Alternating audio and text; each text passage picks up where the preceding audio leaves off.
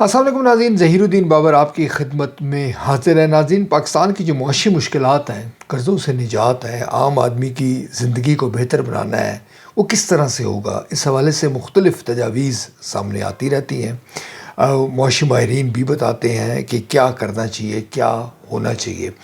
آپ یہ تو جانتے ہیں کہ جب تک کسی ملک کی معاشی حالت درست نہیں ہوتی، اس کی جو خارجہ پالیسی ہے وہ خود مختار نہیں ہو سکتی، وہ آزادانہ نہیں ہو سکتی، وہ اپنے پاؤں پر کھڑے ہو کے، یا پھر یوں آپ کہیں کہ اپنے عوام کے مفادات کو مد نظر رکھتے ہوئے آگے نہیں بڑھ سکتے۔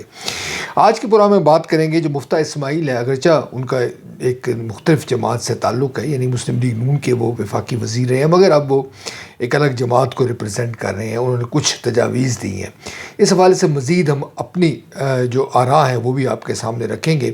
اور انہوں نے جو ذکر کیا ہے مفتیٰ اسماعیل نے لاہور میں ایک تقریب سے خطاب کرتے ہوئے کہ پاکستان کی معاشی مشکلات کس طرح سے دور ہو سکتی ہے، NFC ایوارڈ کا حجم کس طرح سے کم کرنا چاہیے، کتنے کروڑ بچے اسکولوں سے باہر ہیں، اس پر گفتگو کی جائے گی۔ اگر آپ نے چینل سبسکرائب نہیں کیا تو آپ یہ چینل سبسکرائب کر سکتے ہیں، بیل آئیکن کو پریس کریں، دوست احباب کے ساتھ شیئر کریں۔ حاضرین، سابق وفاقی وزیر مفتیٰ اسماعیل نے ایک نجی ادارے کی تقریب سے تھنک فیسٹ کے جو تقریب تھی اس سے خطاب کرتے ہوئے کہا ہے کہ جناب پاکستان کے جو 2 کروڑ ہمارے بچے ہیں، حکومت سڑکیں بنا رہی ہیں، اس پر وہ معترض ہیں، یہ ان کی اپنی رائے ہے کہ 2 کروڑ بچے اور 2 کروڑ 10 لاکھ بچے، یہ فگر انہوں نے بتایا کہ وہ اسکولوں سے باہر ہیں۔ اس کے علاوہ انہوں نے کہا جی کہ انکم ٹیکس کا جو نیٹ ورک ہے وہ تنخواہ دار طبقے کو پس رہا ہے۔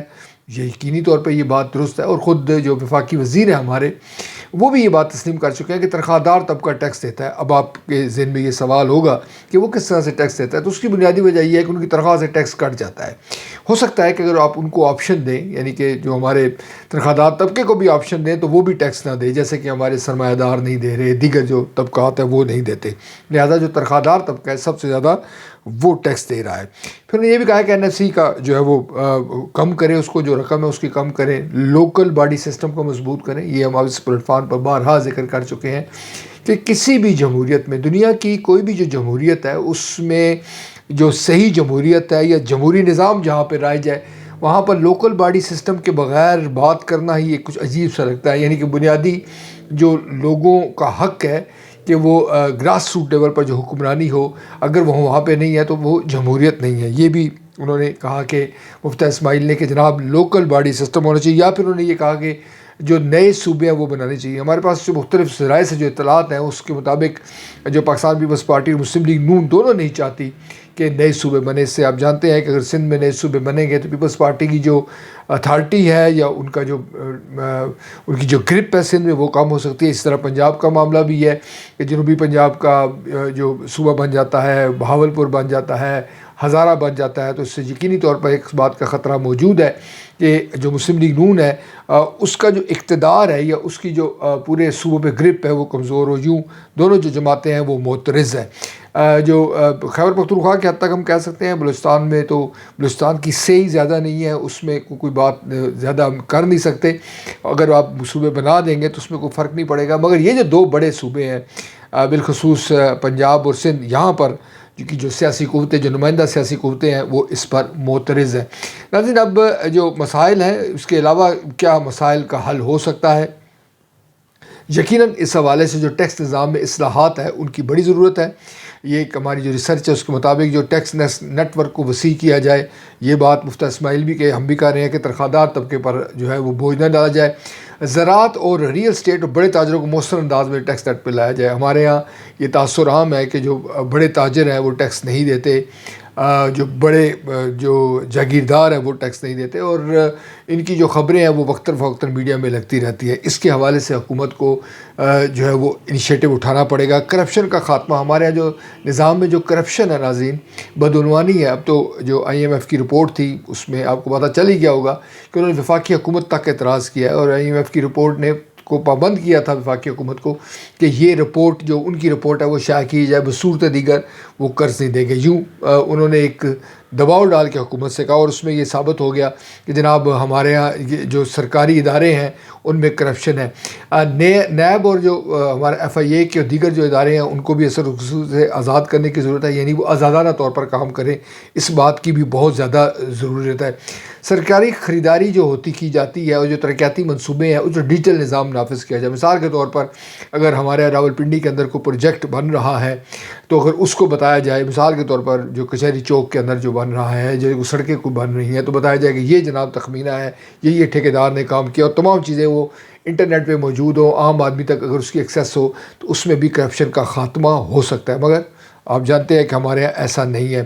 ہمارا جو صنعت اور برآمدات کا جو فروغ ہے اس کے حوالے سے بھی توجہ مرکوز کرنے کی ضرورت ہے. مقامی صنعت کو یہ ایک بڑا شکوہ رہتا ہے کہ ہمیں سستی بجلی میسر نہیں ہے، گیس نہیں ہے، آسان قرضے نہیں ہیں، اور اگر کوئی انڈسٹری لگانے کی کوشش کرتا ہے تو جو سرکاری محکمے ہیں وہ جس طرح سے ان کو آ کر اس کو گرپ کر لیتے ہیں وہ بھی آپ کے سامنے ہے. برآمدی جو شعبہ ہے ہمارا ٹیکسٹائل، آئی ٹی اور فارما انجینئرنگ پر خصوصی توجہ دینے کی ضرورت ہے. یہ بہت لازم ہے کہ اس پر توجہ جو ہے وہ مرکوز کی جائے. میڈ ان پاکستان ناظرین جو عالمی مارکیٹ متعارف کر جائے، ہمارے پڑوس میں بھارت ہے، آپ جانتے ہیں کس طرح سے میڈ ان انڈیا کی چیزیں آپ کو ملتی ہے. اگر آپ ٹریول کرتے ہیں بیرون ملک میں تو آپ دیکھتے ہیں کہ وہاں جو انڈیا کی جو چیزیں، بنگلہ دیش کی جو چیزیں، معیاری چیزیں وہ نظر آئیں گی. پاکستان میں کی بھی ملتی ہیں لیکن ابھی اس پر بہت کچھ کرنے کی ضرورت ہے. ناظرین جو زراعت ہے، پاکستان کو کہا جاتا ہے کہ پاکستان ایک زرعی ملک ہے، مگر ہم جو گندم کی جو دام ہے وہ آپ کے سامنے ایک عام آدمی کی پہنچ سے دور ہے. 25 روپے میں ایک روٹی مل رہی ہے، اور جو کھانے کا جو دال کا جو ریٹ ہے ہوٹل میں، جو کھانے کی جو چیزیں ہیں وہ ایک غریب آدمی جو مزدور طبقہ ہے اگر اس کی دھیان نہیں لگتی، آپ اس کو اس طرح سے دیکھیں تو وہ 150-200 روپے کی پلیٹ اور 25 روپے کی 2 روٹیاں 300-400 روپے کہاں سے لے گا. تو یعنی کہ جو بنیادی ضرورت ہے خوراک کی، اس پر اگر ہماری حکومت جو باتوں کی بجائے اگر زیادہ فوکس کرے تو یہ بہتر ہو سکتا ہے. جدید زرعی ٹیکنالوجی استعمال کی جا سکتی ہے، معیاری بیجوں کا استعمال کیا جا سکتا ہے، پانی کا جو بہتر انتظام ہے اور ڈرپ ایریگیشن کو فروغ دینا چاہیے کی ضرورت ہے. ہمارے جو دوست ملک ہے چین ہے، جس طرح اس نے گروم کیا ہے زراعت میں، ہم بھی کر سکتے ہیں، ہمیں بھی کرنا چاہیے. کسان کو براہ راست جو قرضہ ہے اور سبسڈی دینے کی ضرورت ہے، حکومت براہ راست کرے. اگر مڈل مین جو کرتا ہے تو یقیناً وہ اس کا استحصال کرتا ہے. اس پر جو ہے وہ توجہ مرکوز کرنے کی ضرورت ہے. توانائی کا بحران، یعنی پاکستان کے اندر آپ جانتے ہیں کہ جو سولر ہے، پن بجلی ہے، اس کو فروغ دینے کی ضرورت ہے، اس میں سرمایہ کاری کرنے کی ضرورت ہے. ہمارے ساتھ پڑوسی ملک بھارت میں جس طرح سے اس نے اپنے کسانوں کو فیسیلیٹیٹ کیا ہے اور جس طرح سے وہاں فرٹیلائزر کی جو قیمت ہے وہ کم ہے، وہ کسی ڈھکی چھپی نہیں ہے، اس سے سیکھنا چاہیے ہمیں. ایک ہی بارڈر کے، یعنی واگا بارڈر کراس کرے تو بھارت ہے، وہاں پر جو ہے وہ گندم کا یا دیگر کھانے پینے کی چیزوں کا کیا ریٹ ہے اور پاکستان میں کیا ریٹ ہے، اس پر ہمیں توجہ مرکوز کرنے کی ضرورت ہے. لائن لا سے بجلی پر چوری پر جو قابو پانے کی ضرورت ہے. بجلی کی چوری کے حوالے سے جس طرح سے آپ کو پتہ ہے کہ کس طرح جو ہے وہ کمپین چلتی ہے، مگر عملاً اس کا کچھ نظر نہیں آتا، بلکہ سیاسی پوائنٹ اسکورنگ کی جاتی ہے. پی ٹی آئی الزام لگاتی ہے نون لیگ پی ٹی آئی پر الزام لگاتی ہے، اور یہ بس ایک کھیل تماشا ہے جس پر لوگوں کا مسئلہ حل نہیں ہوتا. یہ بہت کرنے کی ضرورت ہے. تعلیم اور ہنرمندی کو فروغ دینے کی ضرورت ہے. یعنی کہ ہمارے یہاں جو ڈگری ہے یہ ایک گراس روٹ لیول کی ناظرین باتیں ہیں. یہ ایسے باتیں ہیں کہ ان دی لانگ ٹرم اس کے جو فوائد ہیں وہ بہتر ہو سکتے ہیں اور پاکستان کی معیشت جو ہے بہتر ہو سکتی ہے. ہمارے یہاں جو تعلیم ہے اگر اس کے ساتھ فنی تعلیم اور تکنیکی تعلیم ساتھ جوڑ دی جائے، کوئی بھی ڈگری ہولڈر بچہ بچی ہے اگر وہ یونیورسٹی نکلتا ہے تو وہ ایک اسکل ورکر ہو تو آپ دیکھیں گے اس کو بڑا فروغ ملے گا. ناظرین آئی ٹی کا دور ہے، آئی ٹی میں اور فری لانسنگ ڈیجیٹل اسکلس کو فروغ دینے کی ضرورت ہے. سرکاری سرپرستی میں ہمارے حکومت کام تو کر رہی ہے مگر ایسا نہیں لگتا کہ اس کو کوئی جو ہے وہ کوئی سیٹسفیکٹری کارروائی ہے، اس کو مزید بہتر بنانے کی ضرورت ہے.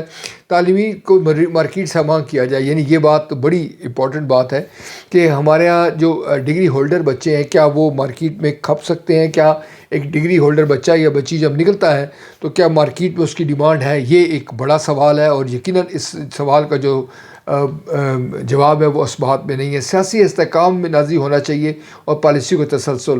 ہمارے پڑوس ملک میں آپ دیکھتے ہیں کہ جو کانگریس ہے اور بی جے پی ہے ان میں انڈرسٹینڈنگ موجود ہے اور وہ آگے مل جل کے بڑھتے ہیں. کیا ہم کیوں نہیں بڑھ سکتے؟ یہ ایک بڑا سوال ہے، اس پر جو ہے وہ کرنا چاہیے.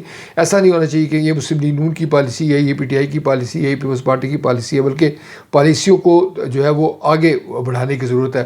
سیاسی جماعتوں کو معاشی ایجنڈے پر اتفاق کرنا ہوگا، ان کو مل بیٹھنا ہوگا. جیسے شہباز شریف کہہ چکے ہیں کہ میثاق معیشت کرنے کی ضرورت ہے. اگر یہ کام ہو جاتا ہے تو لانگ ٹرم میں ہمارے یا چند سالوں میں اس کے اثرات جو ہے مرتب جو ہے وہ کرنے مطلب آپ کو نظر آنا شروع ہو جائیں گے. لیکن پاکستان میں سرمایہ کاری جو ہے وہ اس طرح ہوگی جب دہشت گردی کا خاتمہ ہوگا. دہشت گردی کے حوالے سے ہمارے یہاں جو نیریٹو ہے وہ اس پر اتفاق اور اتحاد نہیں ہے۔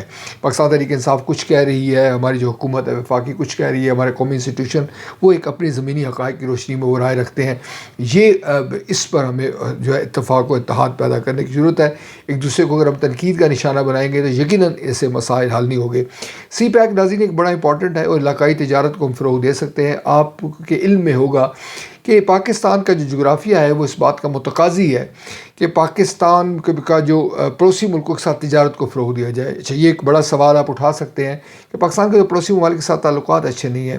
جو میچور ریاستیں ہوتی ہیں وہ اختلافات کے باوجود آگے بڑھتی ہیں۔ مثال کے طور پر میں آپ کو دوں کہ امریکہ اور چائنا میں جو تجارت ہے اس کا حجم دستور بڑھ رہا ہے، اسی طرح چائنا اور بھارت کے میں جو تجارت ہے اس کا حجم بھی بڑھ رہا ہے۔ تو ایسا کیوں نہیں ہو سکتا؟ اس پر ہمیں سوچ و وچار کرنے کی ضرورت ہے کہ افغانستان کے ساتھ ہمارے اختلافات ہیں، اختلاف ہوں گے، ہمیں حق حاصل ہے، وہاں سے دہشت گردی ہوتی ہے، ہمیں یہ اعتراض کرنا چاہیے، مگر تجارت کو فروغ دینا چاہیے۔ بھارت کے ساتھ ہمارے کشمیر کے بعد دیگر مسائل ہیں، ہونے چاہیے، اس پہ ہمارا ایک موقف سامنے آنا چاہیے، مگر جو تجارت ہے وہ آگے بڑھنی چاہیے۔ یہ معاشی ماہرین کی رائے ہے، ہماری بھی اس حوالے سے یہ رائے۔ ایران کے ساتھ ہماری تجارت کو فروغ ملنا چاہیے، دیگر خطے کے ممالک کے ساتھ ہماری تجارت کو فروغ ملنا چاہیے، بین الاقوامی سطح پر ہماری تجارت کو فروغ ملنا چاہیے۔ جب تک آپ معاشی جو ترجیحات ہیں اس کو سیاست پر اولیت نہیں دیں گے تو شاید ہمارے مسائل حل نہیں ہوں گے۔ ناظرین، یہ تجاویز تھی، کچھ مفتیٰ اسماعیل صاحب نے دی، کچھ میں نے آپ کے سامنے رکھی ہماری ریسرچ کے مطابق۔ مزید نئی ویلا کے ساتھ آپ کی خدمت میں دوبارہ حاضر ہوں گے، اس وقت تک اللہ نگہبان۔